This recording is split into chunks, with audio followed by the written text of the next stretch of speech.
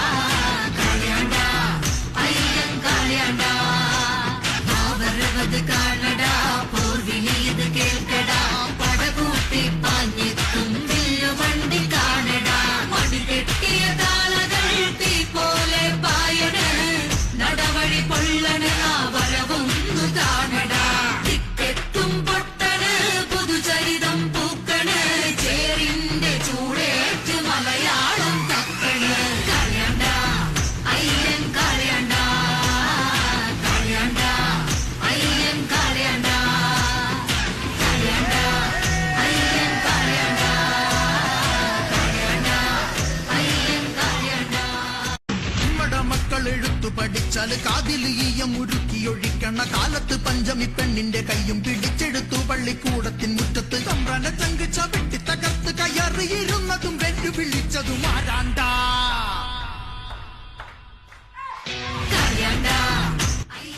മുന്നണിയിൽ എത്തുമ്പോഴാണ് ആ വലിയ മനുഷ്യൻ ചെയ്ത ധീരോദാത്തമായ കൃത്യങ്ങളോട് നമുക്ക് നീതി പുലർത്താൻ കഴിയുന്നത്. അദ്ദേഹത്തെ ആദരിക്കുന്നത് അങ്ങനെയാണ്. നിങ്ങളുടെ തലമുറ, കുട്ടികളുടെ തലമുറ പഠിച്ചു വലുതായി വലിയ നിലയിലേക്ക് ഈ സമുദായം എത്തുക. അതിനുള്ള അവസരം നമ്മുടെ രാജ്യത്തുണ്ടാകട്ടെ, നമ്മുടെ സംസ്ഥാനത്തുണ്ടാകട്ടെ.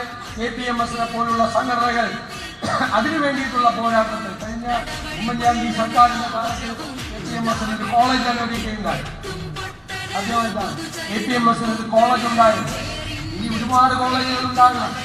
ഒരു കോളേജ് മാത്രമല്ല, ഒരുപാട് കോളേജുകളും സ്കൂളുകളും ഉണ്ടാകണം. പ്രൊഫഷണൽ വിദ്യാഭ്യാസ സ്ഥാപനങ്ങൾ ഉണ്ടാകണം. വിദ്യാഭ്യാസത്തിൽ നിന്നുള്ള മാറ്റം അനിവാര്യമാണ് എന്നുള്ള തിരിച്ചറിവുണ്ടാകും. ഞാൻ ദീർഘമായി കടന്നു പോകുന്നില്ല. ഈ ദിവസത്തിന്റെ സന്തോഷം മുഴുവൻ നിങ്ങളുമായി പങ്കുവച്ചുകൊണ്ട് 162ാമത് ജയന്തിയോടനുബന്ധിച്ച് ഈ അവിട്ട ദിനാഘോഷങ്ങൾ KPMS പറവൂർ താലൂക്കിൽ സംഘടിപ്പിക്കുന്ന ഈ പരിപാടി നിങ്ങളുടെ എല്ലാവരുടെയും അനുവാദത്തോടെ ഉദ്ഘാടനം ചെയ്തുകൊണ്ട് ഞാൻ എൻ്റെ വാക്കുകൾ ചുരുക്കുന്നു. നന്ദി.